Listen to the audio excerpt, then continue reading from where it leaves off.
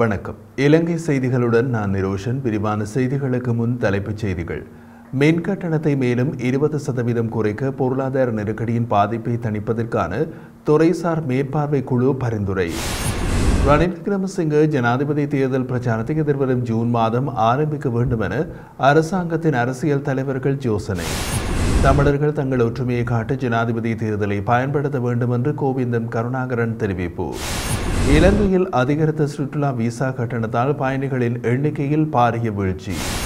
தொடர்வது விரிவான செய்திகள். பொருளாதார நெருக்கடியின் பாதிப்பை தணிப்பதற்கான துறைசார் மேற்பார்வைக்கான நாடாளுமன்ற குழு மின் கட்டணத்தை மேலும் 20% குறைக்க பரிந்துரைத்துள்ளது. மின்சார சபைக்கு கிடைக்கும் லாபத்தை கருத்தில் கொண்டு பொது பயன்பாடு ஆணைக்குழு மற்றும் மின்சார சபை என்பன உடனடி நடவடிக்கை எடுக்க வேண்டும் என துறைசார் மேற்பார்வை குழுவுக்கான நாடாளுமன்ற குழுவின் தலைவரும் ரத்னபுரி மாவட்ட நாடாளுமன்ற உறுப்பினருமான காமினி வலைப்போடு சுட்டிக்காட்டியுள்ளார். இதன் மூலம் மக்களின் பொருளாதார சிரமங்களை ஓரளவுக்கு குறைக்க முடியும் என்று நம்புவதாகவும் அவர் குறிப்பிட்டார். கடந்த வருடம் மின்சார சபையின் திரட்சியான லாபம் 6000 கோடி ரூபாய் எனவும் 2024 ஜனவரி மற்றும் பிப்ரவரி ஆகிய மாதங்களில் பெறப்பட்டு 5100 கோடி ரூபாவையும் சேர்த்து 2024 மார்ச் 31ஆம் தேதி வரை 8200 கோடி ரூபாய் லாபமாக ஈட்டப்பட்டுள்ளதாகவும் சுட்டிக்காட்டப்பட்டுள்ளது. இதேவேளை எதிர்வரும் ஜூன் மாதம் முதல் மீண்டும் மின் கட்டணத்தை திருத்துவதற்கு திட்டமிட்டுள்ளதாக மின்சக்தி மற்றும் எரிசக்தி அமைச்சின் செயலாளர் சுலக்ஷண ஜெயவர்தன தெரிவித்துள்ளார். இலங்கை மின்சார சபையின் தற்போது மின்சார கட்டணம் தொடர்பான வரைவை தயாரித்து வருவதாகவும் அவர் தெரிவித்தார். ஜனாதிபதி ரணில் விக்ரமசிங்கவின் ஜனாதிபதி தேர்தல் பிரச்சாரத்தை எதிர்வரும் ஜூன் மாதம் ஆரம்பிக்க வேண்டும் என அரசாங்கத்தின் அரசியல் தலைவர்கள் யோசனை முன்வைத்துள்ளதாக தெரிவிக்கப்படுகிறது. இந்த வாரம் ஜனாதிபதி தேர்தலுக்கான அரசியல் குழு கூட்டத்தில் இந்த யோசனை முன்வைக்கப்பட்டுள்ளது. இந்த அரசியல் குழுவில் அமைச்சர்களான பிரசன்ன ரணதுங்க, காஞ்சன விஜயசேகர, ஹரீன் பெர்னாண்டோ, மனுஷ நாணயக்கார, டிரான் அலஸ் மற்றும் சபை உறுப்பினர்களான நிமால் லாங்சா மற்றும் அனுரா ஜாப்பா ஆகியோர் கலந்து கொண்டுள்ளனர். இதற்கு முன்னதாக பசில் ராஜபக்சவுடன் ஜனாதிபதியும் அமைச்சரும் நடத்திய விசேட கலந்துரையாடலில் ஜனாதிபதி தேர்தலுக்கான பிரச்சாரங்களை விரைவில் ஆரம்பிக்க வேண்டும் என்றும் வலியுறுத்தப்பட்டுள்ளது. கட்டுநாயக்கா சர்வதேச விமான நிலைய வளாகத்தில் விசா வழங்கும் சர்ச்சைக்குரிய VFS நிறுவனம் இந்திய நிறுவனம் அல்ல என்று பொது பாதுகாப்பு அமைச்சர் டிரான் அலஸ் தெரிவித்துள்ளார். VFS என்பது பெரும்பாலும் பிளாக்ஸ்டோன் குழுமத்திற்கு சொந்தமான ஒரு சர்வதேச நிறுவனம் என்றும் அதன் பங்குதாரர் ஜெர்மனியில் இருப்பதாகவும் அமைச்சர் சுட்டிக்காட்டினார். கட்டுநாயக்க பண்டாநாயக்க சர்வதேச விமான நிலையத்தில் கடந்த வாரம் விசா வழங்குவதில் சிக்கல்கள் ஏற்பட்டது. அதனால் பயணிகள் பெரும் அவதிக்குள்ளாகினர். இந்த நிலையில் குறித்த விடயம் தொடர்பாக தெளிவுபடுத்தும் பொது பாதுகாப்பு அமைச்சின் விசேட செய்தியாளர் சந்திப்பு இன்று இடம்பெற்றிருந்த நிலையில் அமைச்சர் இவ்வாறு கூறியுள்ளார். எவ்வாறாயினும் குறித்த விடயம் தொடர்பாக VFS நிறுவனம் அறிக்கை ஒன்றை வெளியிட்டுள்ளதாகவும் அமைச்சர் சுட்டிக்காட்டியுள்ளார். அண்மையில் கட்டுநாயக்கா பண்டாநாயக்க விமான நிலைய வளாகத்தில் இலங்கை பயணி ஒருவரின் நடத்தை தொடர்பாக சர்ச்சைக்குரிய காணொலி மூலம் குறித்த நிறுவனம் இந்திய நிறுவனம் என்று அறிவிக்கப்பட்டிருந்தது. எனினும் அமைச்சர் அதனை மறுத்திருந்ததுடன் விசா கரமப்படத்தில் 13 இளைஞர்கள் அப்போது பணியாற்றியதாகவும் அமைச்சர் சுட்டிக்காட்டியிருந்தார். விசா வழங்குவது அல்லது நிராகரிப்பது தொடர்பாக VFS எந்த நடவடிக்கையிலும் எடுக்க முடியாது. குடிவரவு திணைக்களத்தினால் மட்டுமே முடிவுகள் எடுக்கப்படும் என்றும் அமைச்சர் கூறினார். ஏப்ரல் 17ஆம் தேதி முதல் விமான நிலைய வளாகத்தில் VFS தனது செயற்பாடுகளை ஆரம்பித்துள்ளது. கட்டுநாயக்கா பண்டாநாயக்க சர்வதேச விமான நிலைய வளாகத்தினுள் இவ்வாறானதொரு நிறுவனத்தை ஸ்தாபிப்பதற்கான யோசனை ஒன்று 4 வருடங்களுக்கு முன்னர் அமைச்சரவைக்கு கிடைத்திருந்ததாகவும் அவர் மேலும் கூறினார்.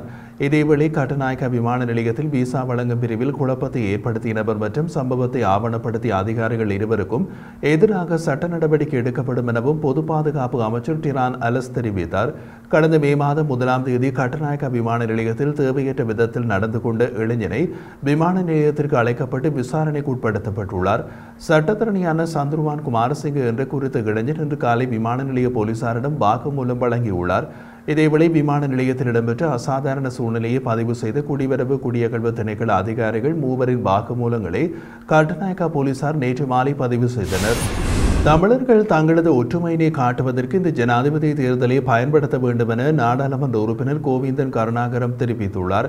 யாழ்ப்பாணம் ஊடக அமையத்தில் இடம்பெற்ற ஊடகவியலாளர் சந்திப்பின் போது அவர் இதனை தெரிவித்தார்.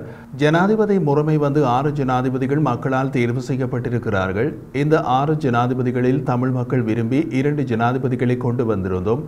அவர்கள் எங்களுக்கு எதுவுமே செய்யவில்லை. எங்களது இனப்பிரச்சனைக்கான தீர்வு எதுவுமே செய்யவில்லை. இன்னும் நாங்கள் சிங்கள ஜனாதிபதி வேட்பாளர் என்று வாக்களித்து ஏமாறாமல் எங்களது ஒற்றுமையினை நாங்கள் காட்ட வேண்டிய ஒரு தேவை இருக்கிறது.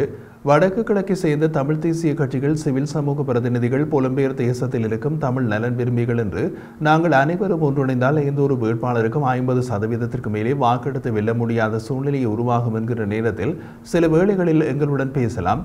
அதனால் ஒரு பொது வேட்பாளர் தற்போதைய நிலைமையில் தேவைப்பாடாக இருக்கிறது. அந்த வகையில் அனைத்து தமிழ் கட்சிகளும் வந்திருக்கின்றன. இலங்கை தமிழரசு கட்சி பொது வேட்பாளர் தொடர்பில் தங்களுக்குள் ஒரு முடிவு எடுப்பதற்கு 2 கிழமை அவகாசம் கேட்டிருக்கின்றார்கள். அவர்களும் ஒரு நல்ல முடிவு எடுப்பார்கள் என்று நான் நினைக்கின்றேன். இந்த வகையில் தமிழர்கள் தங்களது ஒற்றுமையினை காட்டுவதற்கு இந்த ஜனாதிபதி தேர்தலை பயன்படுத்த வேண்டும் என்றார். இந்திய கடற்பரப்பில் நுழைந்த குற்றச்சாட்டில் கைது செய்யப்பட்டு தற்போது விடுவிக்கப்பட்டுள்ள 5 மீனவர்களையும் நாட்டிற்கு அழைத்து வர கடல் தொழில் மற்றும் பாராளுமன்ற உறுப்பினர்கள் இதுவரை எவ்வித முனைப்பையும் காட்டவில்லை என்று வடமாகாண கடல் தொழிலாளர் இணையத்தின் செயலாளர் MN ஆலம் குற்றம் சுமத்தியுள்ளார். இன்று திங்கட்கிழமை காலை மன்னாரில் உள்ள அலுவலகத்தில் இடம்பெற்ற ஊடக சந்திப்பின் போது அவர் இவ்வாறு தெரிவித்தார். அவர் மேலும் கூறிய போது, இந்திய கடற்பரப்பில் நுழைந்த நிலையில் கைது செய்யப்பட்டு தற்போது விடுவிக்கப்பட்டுள்ள 5 மீனவர்களின் நிலை தொடர்பாக இந்த ஊடக சந்திப்பு ஏற்பாடு செய்யப்பட்டுள்ளது. கடந்த வருடம் அக்டோபர் மாதம் 30ஆம் தேதி தலைமன்னாரிலிருந்து கடல் தொழிலுக்காக சென்ற 5 மீனவர்கள் தமிழக கடலோர காவல்படையினரால் கைது செய்யப்பட்டு சிறையில் அடைக்கப்பட்டு வழக்கு விசாரணைகள் இடம்பெற்று வந்த நிலையில் கடந்த 2 வாரங்களுக்கு முன்னர் அவர்கள் விடுவிக்கப்பட்டுள்ளனர். எவ்வித குற்றச்சாட்டுகளும் சுமத்தப்படாத நிலையில் அவர்கள் விடுவிக்கப்பட்டுள்ளார்கள். மீன்பிடியில் ஈடுபட்ட போது கடலில் ஏற்பட்ட சீரற்ற காலநிலை காரணமாக அவர்களின் படகு அங்கு ஒதுங்கியுள்ளதாக தெரிவிக்கப்படுகிறது.